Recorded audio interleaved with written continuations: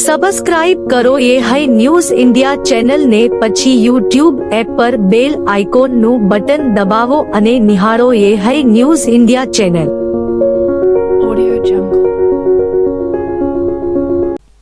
બનાસકાંઠાના થરાદ તાલુકાના કાંસવી ગામમાંથી કાંસવી માઇનોર કેનાલ 2 પસાર થાય છે, જેની વચ્ચે કાંસવી ગામના સુરાભાઈ નગાજી પટેલના ખેતરમાં શનિવારે મધરાત્રે 25 ફૂટ જેટલું ગાબડું પડવા પામ્યું હતું. જોકે ગાબડાના કારણે લાખો લીટર પાણી વેડફાયું હતું. ખેતરમાં જીરું, રાયડો, ઘઉંના ઊભા પાકને નુકસાન થયું હતું. આ અંગે ગામના ખેડૂત ખેતગીરી ગોસ્વામી સહિત ખેડૂતોએ નર્મદા વિભાગ અને કોન્ટ્રાક્ટર સામે ગેરરીતિના આક્ષેપ કરતા જણાવ્યું હતું કે અગાઉ પણ 2 થી 3 વખત તૂટેલી અને કાગળ જેવી તકલાદી કહી શકાય તેવી ગુણવત્તા ધરાવતી કેનાલનું કામ કર્યું છે, જેની પ્રતીત સામાન્ય પાણીમાં તૂટી રહેલી કેનાલ કરાવી રહી છે. આમ થરાદની કાંસવી માઇનોર કેનાલમાં ગાબડાએ કામગીરીની પોલ ખોલી નાખી હતી.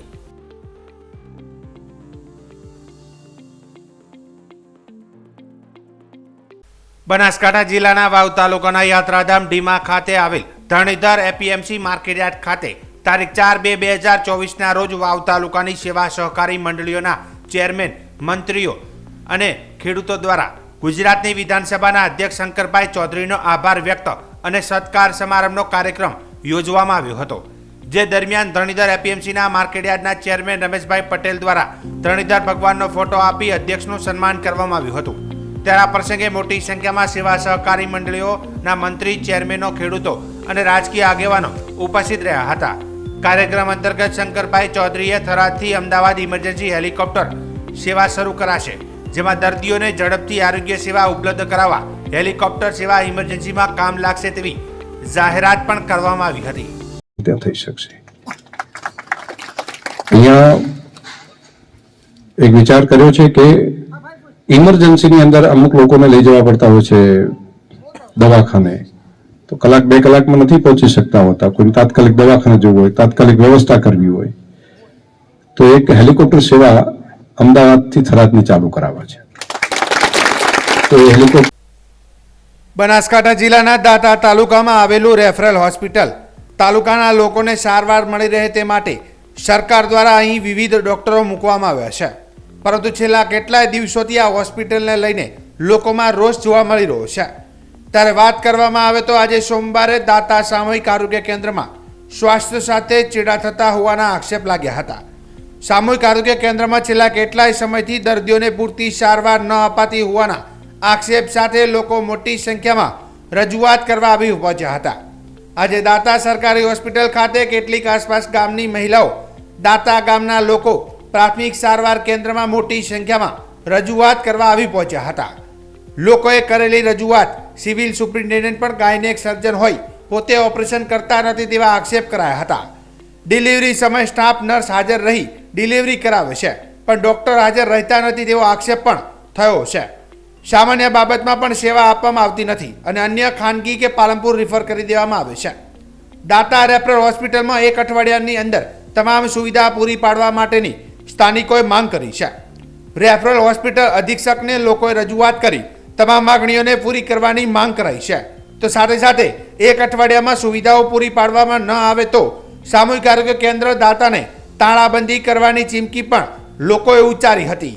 સિવિલ અધિક્ષકે તમામ આક્ષેપોને ફગાવ્યા હતા અને તમામ સુવિધાઓ ચાલુ હોવાનું જણાવ્યું હતું.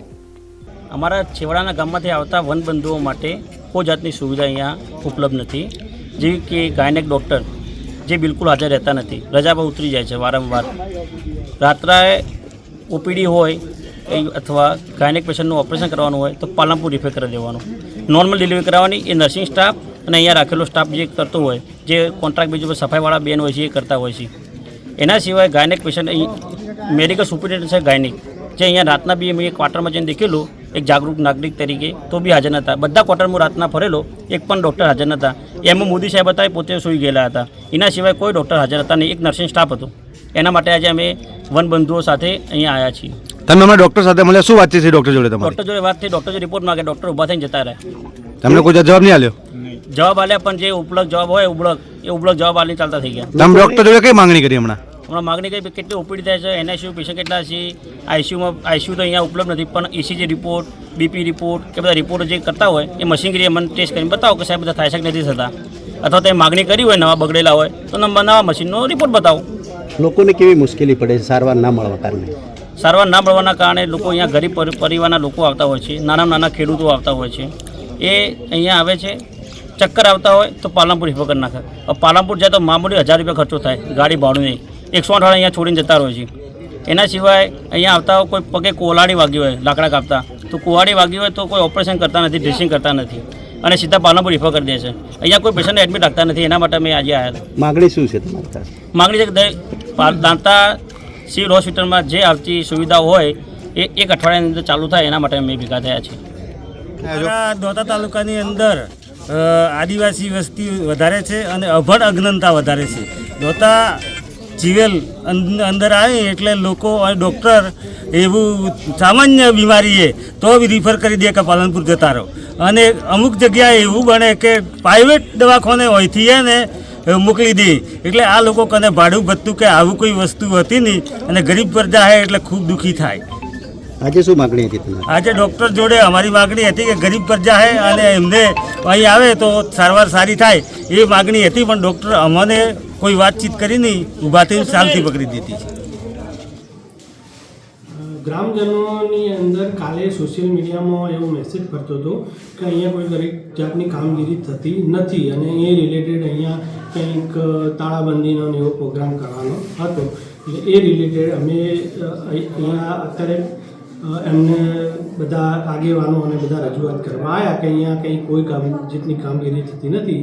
એટલે મેં એમને જણાવ્યું કે આ CSC એ 24/7 ચાલુ કન્ડિશનમાં જ છે અને અહીંયા બધી જ પ્રકારની સુવિધાઓ, બધી જ પ્રકારની સર્વિસ આપવામાં આવે છે. દરેક ડિપાર્ટમેન્ટની gynaec, orthopaedic, ophthalmic, dental department, paediatric department બધું જ કાર્યરત છે અને બધા અને લગતા સ્પેશિયાલિટી અને અમારે ગવર્મેન્ટના નોર્મ્સ પ્રમાણે, ક્રાઇટેરિયા પ્રમાણે જેટલી કામગીરી CSC લેવલે કરવાની હોય એટલી સંતોષપૂર્ણ રીતે થાય છે. એટલે એમને કઈ રીતને આ વસ્તુ કીધી છે એ કંઈ ખ્યાલ આવતો નથી, છતાં બી અમને સંતોષકારક જવાબ આપેલ છે. લોકો શું રજૂઆત કરવા આવ્યા હતા? લોકો એમ કહેતા હતા કે અહીંયા કોઈ પ્રકારની કામગીરી થતી નથી. બરાબર છે, તો અમે એમને કીધું કે બધી જ કામગીરી થાય છે, તમે રેકોર્ડ જોઈ શકો છો, તમે અંદરના પેશન્ટો જોઈ શકો છો.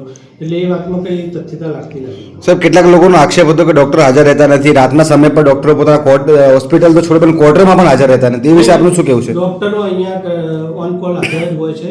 ઇમરજન્સી ડ્યુટીની અંદર સ્પેશિયાલિસ્ટ ડૉક્ટરોને મેડિકલ ઓફિસરો દ્વારા જે કોલ કરીને જે લોકોને ડૉક્ટરની સારવારની જરૂર હોય એ પ્રમાણે સારવાર આપવામાં આવે છે.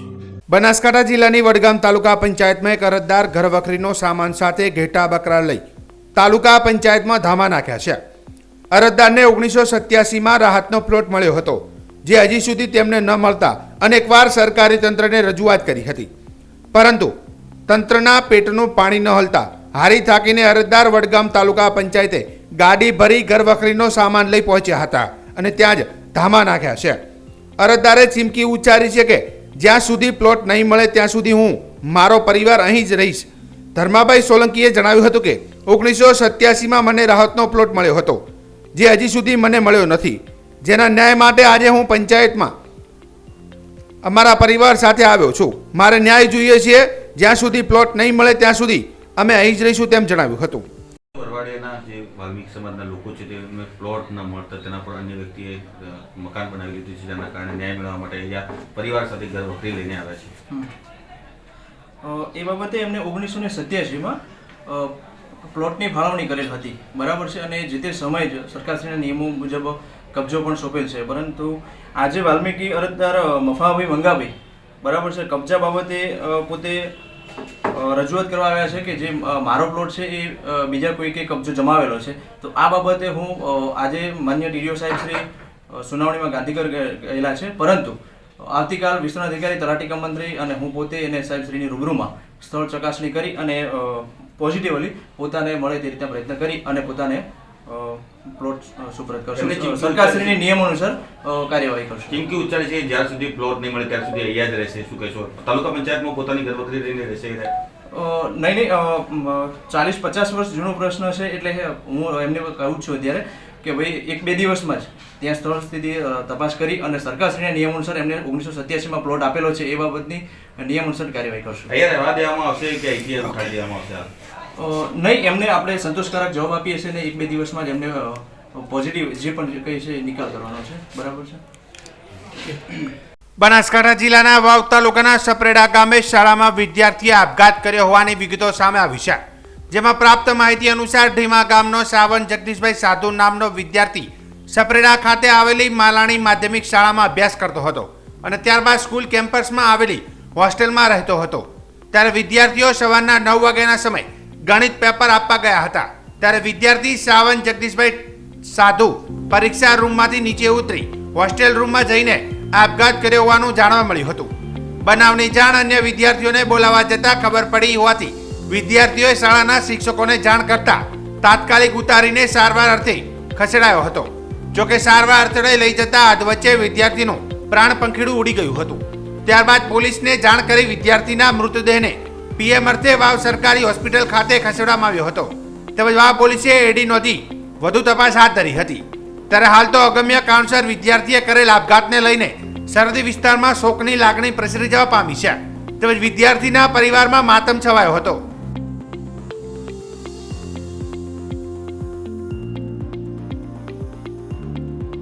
સબસ્ક્રાઇબ કરો એ હાઈ ન્યૂઝ ઇન્ડિયા ચેનલ ને પછી યુટ્યુબ એપ પર બેલ આઇકોનનું બટન દબાવો અને નિહાળો એ high news India channel. Audio Jungle.